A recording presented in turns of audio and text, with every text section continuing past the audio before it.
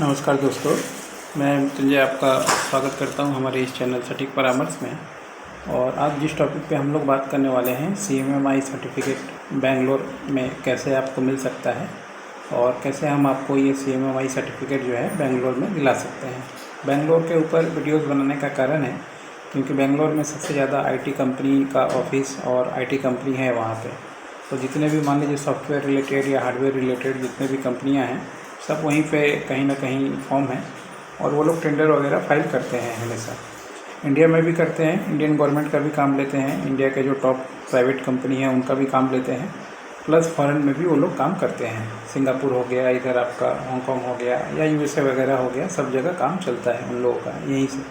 तो उन लोगों का सबसे बड़ा एक रिक्वायरमेंट होता है CMMI सर्टिफिकेट। ये एक मेच्योरिटी लेवल का सर्टिफिकेट है जिसमें माना जाता है कि ये लेने के बाद आपकी कंपनी जो है प्रोडक्ट हैंडलिंग, ऑब्जेक्शन हैंडलिंग या किस तरीके से कंपनी चलाना चाहिए, एक मैच्योर प्रोसेस अपनाती है और सही इस पर रिलायबल या भरोसा किया जा सकता है। ये वैसे ही है जैसे मान लीजिए अगर किसी का एज 35 से 50 साल के बीच में हो कॉर्पोरेट इंडस्ट्री में, तो लोग थोड़ा उस पर ज़्यादा रिलायबल करते हैं क्योंकि इसको मैच्योरिटी होगा। और वही अगर आप 18, 20, 30 माने तो उस पर लोग थोड़ा सा सोचते हैं कि पता नहीं ये कर पाएगा कि नहीं कर पाएगा। सेम ये कंपनियों में भी यही होता है। तो ये एक लेवल है मापने का कि हाँ आपका स्टैंडर्ड जो है ठीक है कि नहीं है।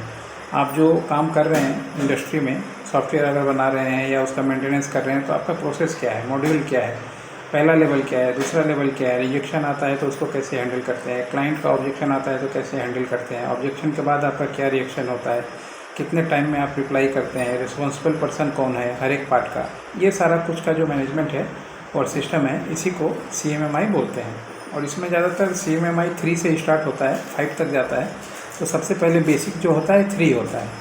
अब इसको लेने के लिए जो डॉक्यूमेंट्स आपके पास चाहिए होता है, सबसे पहले तो मान लीजिए आपका, देखिए इतनी बड़ी बड़ी कंपनी है तो या तो आपका प्राइवेट लिमिटेड फॉर्म होगा या पार्टनरशिप फॉर्म होगा, यही 2 चीज़ सबसे ज़्यादा होता है, या लिमिटेड भी हो सकता है, ये तीनों। तो इसमें MCA का डॉक्यूमेंट आपका चाहिए अगर मान लीजिए आपका LLP प्राइवेट लिमिटेड या लिमिटेड है तो।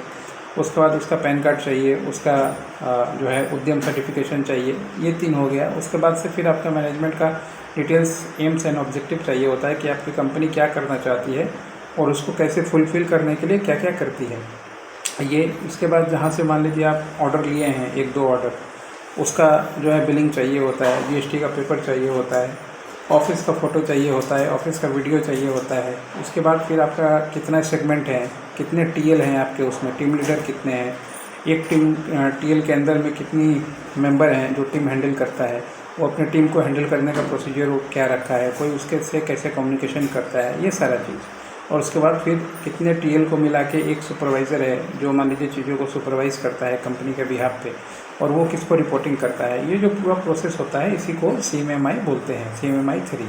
तो ये सारा जो डॉक्यूमेंट्स बताया अगर आपके पास है तो आपको ऑनलाइन कॉपी हो सके, ड्राफ्ट कॉपी तो आपको मुश्किल से 2 से 3 दिन में मिल जाता है, और ऑनलाइन कॉपी जो है 1 वीक लगता है। ऑडिट होता है, ऑडिट का रिपोर्ट बनता है, और सिर्फ अगर सर्टिफिकेट लेना है तो 7 दिन में मिल जाता है।